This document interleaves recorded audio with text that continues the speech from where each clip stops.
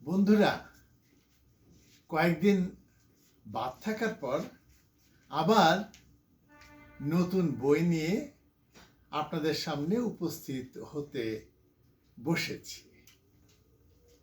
তো আজকে যে বইগুলো দেখাবো সে বইগুলো সবই এক ধরনের সাজুজ্য আছে বইগুলোর ভেতরে, আর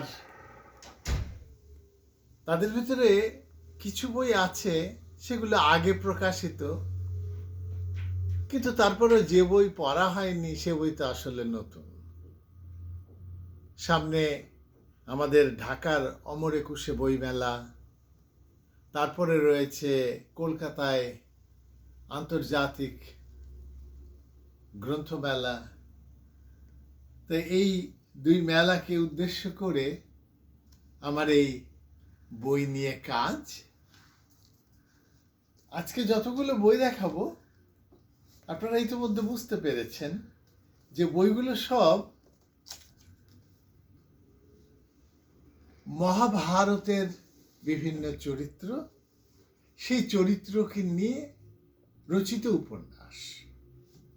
আপনারা জানেন যে ঊনবিংশ শতাব্দীর একদম শেষ পাদে, ধরা যাক 1890 বা 80 এরকম সময়গুলোতে আমরা কিন্তু বাংলা ভাষায় বিপুল পরিমাণ সাহিত্য গ্রন্থ পেয়েছিলাম, যেখানে পুরাণ এবং মহাভারতকে এবং বিশেষ করে মহাভারতকে কেন্দ্র করে পুনর্লিখন এবং অন্যান্য জাতীয় রচনা হয়েছিল। সেটি বিপুল পরিমাণে হয়েছিল, যেন আমার নিজের কাছেই মনে হয় যে এটি যেন একটি জোয়ারের মতো শুরু হয়েছিল। তখন শুধু যে উপন্যাস হয়েছে তা না, শুধু যে পুনর্কথন হয়েছে তা না, তখন কিন্তু রীতিমতো কাব্যগ্রন্থ, একটি পূর্ণ কাব্যগ্রন্থ মহাভারতকে নিয়ে, মহাভারতের একটি ঘটনাকে কেন্দ্র করে অথবা মহাভারতের একটি চরিত্রকে নিয়ে করা হয়েছে, এমন বহু উদাহরণ আছে। সাম্প্রতিক সময় আমি দেখতে পাচ্ছি, আমি ঠিক জানি না, যে বন্ধুরা ভালো জানেন তারা যদি এই ভিডিওর মন্তব্যতে এগুলো উল্লেখ করেন তাহলে কি হয়, বিষয়গুলো আরো অনেক বেশি আমাদের পাঠক, শ্রোতা, দর্শক তারা জানতে পারবেন, আমি নিজেও জানবো এবং ঋদ্ধ হব। সাম্প্রতিক সময় আমার মনে হয়েছে যে মহাভারত নিয়ে, বিশেষ করে মহাভারত নিয়ে অথবা প্রাচীন কালের ভারতবর্ষ নিয়ে, প্রাচীন ভারতের ঐতিহ্য নিয়ে, সংস্কৃতি নিয়ে, সেখানকার জ্ঞান চর্চা নিয়ে অনেক অনেক বই এসছে। বই যে মাঝের সময় ছিল না তা বলছি না আমি।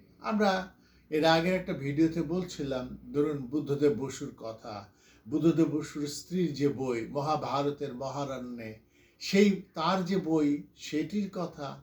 এছাড়া আমরা এক সময় পেয়েছিলাম কালকুটের লেখা পৃথার কথা। আমরা পৃথা জেনেছি, এটি হচ্ছে ধরুন গত শতাব্দীর 80-র দশকে। এবং কালকুট কিন্তু শুধু যে পৃথা রচনা করেছেন তাই না, কালকুটের মহাভারতের চরিত্র নিয়ে উপন্যাস আমাকে সবচেয়ে বেশি যেটি টেনেছিল সেটি হচ্ছে শাম্ব। শাম্ব মানে কৃষ্ণের পুত্র শাম্ব, সেটি 1978 সালে প্রকাশিত হয়েছিল। আর এছাড়া তিনি আরেকটি করেছিলেন, সেটি হচ্ছে যুদ্ধের শেষ সেনাপতি, সেটি 84 সালে। আর এই পৃথা হয়েছে 1986 সালে। এবং এরপরে আরেকটি আমরা পেয়েছিলাম অন্তিম প্রণয়, সেটি হচ্ছে 1987 সালে। এবং আমরা যদি এই কালকুটের এই পৃথার একটা জায়গায় একটু যদি পড়ি, একটু ভূমিকার মতো, অথবা সেটি ভূমিকাও বলা যায় না, বইয়েরই মূল বইয়েরই অংশ, সেখান থেকে পড়লে বোঝা যায় যে তারা, এই প্রজ্ঞাবান লেখকেরা মহাভারতকে নতুন আলোকে, নতুন দৃষ্টিতে, নতুন কোণ থেকে দেখতে চেয়েছেন। যেমন তিনি এখানে এক জায়গায় বলছেন, স্বর্গের দেবতাদের জ্যেষ্ঠ ভ্রাতা ব্রহ্মা বাস করতেন মেরু পর্বত অতিক্রম করে সেই উত্তর কুরুবর্ষে, আধুনিককালে সেই কুরুবর্ষ এখন রাশিয়ার সাইবেরিয়া, এরকম একটি ভাবনা আমাদের কাছে কিন্তু স্বাভাবিকভাবে আসে না। কারণ আমাদের ভেতরে যেটি আসে সেটি হচ্ছে, হয় আমরা এটিকে অন্ধ ধর্মীয় চিন্তার এবং সংস্কারের দিকে নিয়ে যেতে চাই, অথবা এটিকে নিগেট করার যে ভাবনা সেই জায়গাটায় থাকতে পছন্দ করি। কিন্তু এর বাইরেও যৌক্তিকতা দিয়ে মহাভারতের সময় অথবা সেই 5,000, 6,000, 7,000 বছর আগের ভারতবর্ষীয় কালকে যে ব্যাখ্যা করা, তার যে মানে নতুন দৃষ্টিকোণ, সেগুলোকে আমরা খুব কম সময়ে দেখতে পাই। তিনি আরো বলছেন, স্বর্গের থেকেও কুরুবর্ষ ছিল অধিক স্বাস্থ্যকর স্থান। এখানে 6 মাস দিন, 6 মাস রাত্রি, এবং এরকম করে বলেছেন একটা সময়। কিন্তু এই যুগের মানুষ জানেন সাইবেরিয়াতে 6 মাস দিন, 6 মাস রাত্রি। এই যে একটা সাযুজ্য তিনি টানার চেষ্টা করেছেন, সেই কথাটি আমি একটু পাঠ করে শোনালাম। এই জন্য আমি একটু বোঝাতে চাই যে এই লেখকেরা যেই গ্রন্থকে কেন্দ্র করে করছেন, সেই গ্রন্থ কিন্তু আসলে অনেক বেশি উদ্দীপক একটি গ্রন্থ, অনেক বেশি চিন্তার উদ্রেককারী একটি গ্রন্থ। এবারে যেই বইয়ের কথা আমি বলবো, আমার অনেক প্রিয় বই, আমি একটু বেশি জোর দিয়ে অনেক প্রিয় বলছি। এই বইটি প্রকাশিত হয়েছিল, এটি যদিও ঢাকার সংস্করণ, 1993 কলকাতা থেকে, আর ঢাকায় হচ্ছে 2012-তে।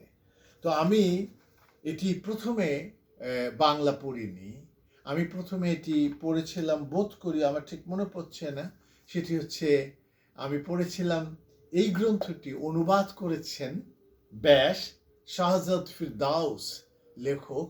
এই শাহজাদ ফিরদাউস আমার অনেক পছন্দের লেখক। আমি যখন ঢাকায় ছিলাম তার প্রায় সবগুলো উপন্যাস আমি সংগ্রহ করার চেষ্টা করেছি, এবং এই গ্রন্থটি কিন্তু ইংরেজিতে অনুবাদ করেছিলেন প্রয়াত অনুবাদক, অধ্যাপক, পণ্ডিতজন প্রফেসর কবির চৌধুরী।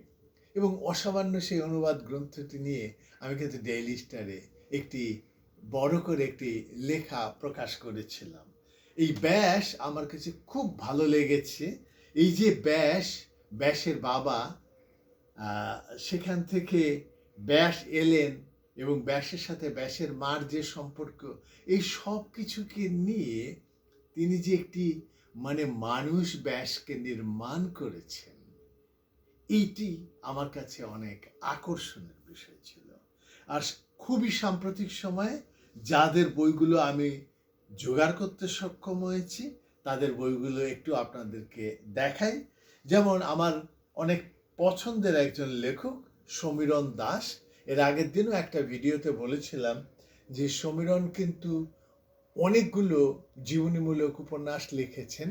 যেমন তিনি মাইকেল মধুসূদনকে নিয়ে লিখেছেন, তিনি বিভূতিভূষণকে নিয়ে লিখেছেন, বিদ্যাসাগরকে নিয়ে লিখেছেন, মানিক বন্দ্যোপাধ্যায়কে নিয়ে জীবনী লিখেছেন। এবং এই যে জীবনীগুলো, এবং সেগুলো যেমন মাইকেলকে নিয়ে 3 খণ্ডের, বলা যায় প্রায় 1000 পৃষ্ঠার একটি বই তিনি করেছেন। এটি হচ্ছে একলব্যের আঙুল।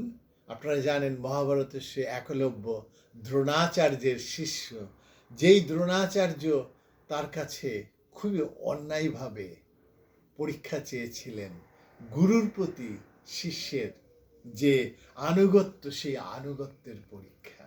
এবং সেই পরীক্ষায় তিনি দাবি করেছিলেন তার বৃদ্ধাঙ্গুলি, এবং একলব্য তার গুরুর প্রতি তার শ্রদ্ধাবশত ওই অঙ্গুলি কেটে তার গুরুকে দান করেছিলেন। তিনি জানতেন যে একজন ধনুর্বিদের যদি তার এই বুড়ো আঙুল না থাকে, তাহলে সারা জীবনের জন্য তার এই জ্ঞান, এই ধনুর্বিদ্যা শূন্যতে পরিণত হবে। কিন্তু তারপরেও গুরুর প্রতি তিনি যে ঐকান্তিকতা প্রদর্শন করেছিলেন, এবং এর ভেতর দিয়ে যে একটি কঠিন ষড়যন্ত্র, মানে অর্জুনকে জিতিয়ে নেয়ার জন্য দ্রোণাচার্যের যে একটি অনেক বড় পরিকল্পনা, মহাপরিকল্পনা ছিল, সেটিকে তিনি এখানে উপস্থাপন করেছেন। মধুবনী চট্টোপাধ্যায় তিনি যে বইটি করেছেন, এই বইটির নাম দ্রৌপদী স্বয়ম্ভূতার জীবনচরিত, মধুবনী চট্টোপাধ্যায়। এবং আপনারা জানেন যে দ্রৌপদীকে নিয়ে অনেক বই হয়েছে, এবং মজার বিষয় আরও নতুন বই হয়, ভবিষ্যতে আরও হবে। কারণ একজন লেখক একটি চরিত্রকে কিভাবে দেখেন, কোন নতুন দৃষ্টিকোণ তার তৈরি হচ্ছে, সেটিকে নতুন করে একটি কাঠামোতে তিনি যখন নির্মাণ করেন, সেই নির্মাণ পাঠকের জন্য নতুন করে সুখপাঠ্য হয়ে ওঠে। শঙ্কর বন্দ্যোপাধ্যায়, তাকে আমার যথেষ্ট শক্তিশালী একজন লেখক মনে হয়। শঙ্কর বন্দ্যোপাধ্যায় তিনি লিখেছেন নিয়ন্তা। নিয়ন্তা হচ্ছে বিদুরকে তিনি নিয়ন্তা নাম দিয়ে বিদুরকে নিয়ে এই মোটা গ্রন্থটি তিনি রচনা করেছেন। এগুলো কোনোটি কিন্তু ইতিহাস গ্রন্থ নয়, পুরাণ গ্রন্থ নয়, সবই কিন্তু উপন্যাস গ্রন্থ। মানে আমরা যে ইঙ্গিত বিদুরকে নিয়ে যতটুকু ইঙ্গিত আমরা মহাভারতে পেয়েছি, তাকে তিনি সেই বিদুরকে একজন মানুষ হিসেবে উপস্থাপন করে তার একটি প্রেক্ষাপট নির্মাণ করে উপস্থিত করেছেন। আর দুইজন লেখক, একজন বাংলাদেশের, একজন কলকাতার, তারা লিখেছেন শকুনিকে নিয়ে উপন্যাস। সুচেতনা সেন কুমার তিনি লিখেছেন সৌবল শকুনি, এবং বাংলাদেশের হরিশঙ্কর জলদাস তিনি লিখেছেন সেই আমি নই আমি। এবং তারা দুজনেই অনেক গ্রন্থের লেখক। বিশেষ করে আমি হরিশঙ্কর জলদাসের কথা বলবো, যে তিনি আজকে থেকে তো মাত্র 18-19 বছর আগে তিনি উপন্যাস লেখা শুরু করেন, এবং আমরা হঠাৎ করে তার সেই উপন্যাস পেলাম এবং দেখলাম যে তিনি মানে জেলে জীবন নিয়ে বিশেষ করে তিনি শুরু করেন, এবং তার এই গ্রন্থ যেন মানে সেই অদ্বৈত বল্লভ বর্মণে আমরা যেমন পেয়েছিলাম, সেখান থেকে সে নতুন করে জেলে জীবনকে তিনি পাঠকের কাছে, বাংলা ভাষী পাঠকের কাছে উপস্থাপন করলেন।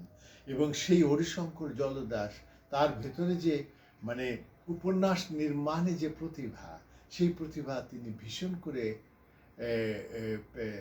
উপস্থাপন করেছেন পরবর্তী অনেকগুলো গ্রন্থে। যেমন তিনি যাকে বলা হয় মেথর, তা একটি মেথর চরিত্রকে নিয়ে উপন্যাস লিখেছেন। আরও অনেক কিছু বিস্তারিত তাকে নিয়ে বলতে গেলে অনেকক্ষণ সময় লাগবে, এবং আমার সৌভাগ্য ঘটেছে যে তাকে নিয়ে আলোচনা আমি আমার যে ওয়েবসাইট বাংলাদেশের উপন্যাস নিয়ে bdnovels.org, বাংলাদেশ নভেলস, তাতে দিয়েছি।